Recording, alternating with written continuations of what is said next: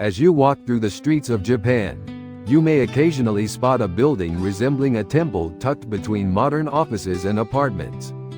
That is a Sento, a public bathhouse and social hub that Japanese people have protected for over 1,000 years. In an age where every home has a bath, why do Japanese people still go out of their way to visit a Sento? It's because of the sense of freedom and the unique spiritual culture that you simply can't find at home. Today, I'll provide the most detailed guide anywhere on the deep history, architectural secrets, and essential manners for beginners that you won't find in travel guides. The history of Sento is surprisingly ancient, dating back to the Nara period. Originally, it was part of prayer, a religious act of purifying oneself, according to Buddhist teachings. Back then, steam baths were the norm, quite similar to what we call a sauna today. It exploded in popularity as entertainment for commoners during the Edo period. People in Edo loved bathing so much they'd go from morning till night. Surprisingly, early Sento were commonly mixed gender. In a dark bathhouse called a Todana Buro, people of all genders and social ranks soaked side by side. While it seems strange by modern standards, back then, it was the ultimate form of equality, the origin of Hadaka no Tsukiai, naked fellowship. The Miyazakuri-style lavish architecture, resembling a temple, became popular after the Great Kanto earthquake of 1923. To comfort those who had lost their homes, Sento owners commissioned master temple carpenters to build baths that looked like grand palaces. Hoping to lift everyone's spirits, look up at the ceiling.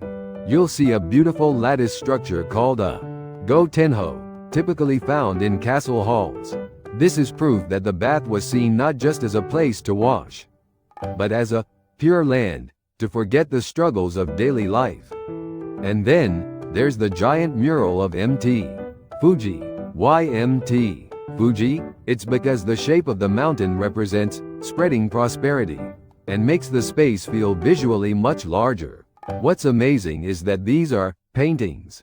A specialized muralist, one of only a few left in Japan, repaints the entire wall in just a single day once every few years. When you enter a Sento, you'll see someone sitting on a high chair in the middle of the locker room. That is the bandai. This isn't just a cash register. The person on the bandai acts as a guardian for the locker room and, at times, a counselor for the local community's troubles. Also, take note of the different types of baths. A uniquely Japanese feature is the Denki Furo electric bath. A weak electric current flows through the water to stimulate the muscles. First-timers might be surprised by the unique tingling sensation. However, it's incredibly popular among the elderly for relieving chronic back and shoulder pain. It's essentially a Japanese form of hydrotherapy. Of course, we can't forget the sauna. Japanese Sento saunas are known for being dry and hot, alternating between the sauna, the Mizuboro, cold plunge, and outside air. Creates a state of deep relaxation that Japanese people call totanu. To be centered or leveled. At the washing stations, you'll see Karen faucets. Even here, there is Japanese ingenuity. Most Sento use fixed showers and levers that release water for a set time to prevent waste. This reflects the spirit of valuing water. There is also an unspoken rule: no reserving seats. Occupying a washing station with your personal items is a breach of etiquette. When you're finished, always clean up and rinse your stool for the next person. This spirit of sharing is the secret to why Sento has survived for a millennium. The drink after a bath. Why coffee milk? Back when refrigerators were rare, milk distributors placed fridges in Sento to reach customers. It eventually became a tradition. The condensation on the glass bottle, the cold touch, sitting in a tatami lounge with a fan blowing after a hot soak is a luxury that rivals any high-end spa. Sadly, the number of Sento has dropped to less than a tenth of what it once was. However, a new movement is rising.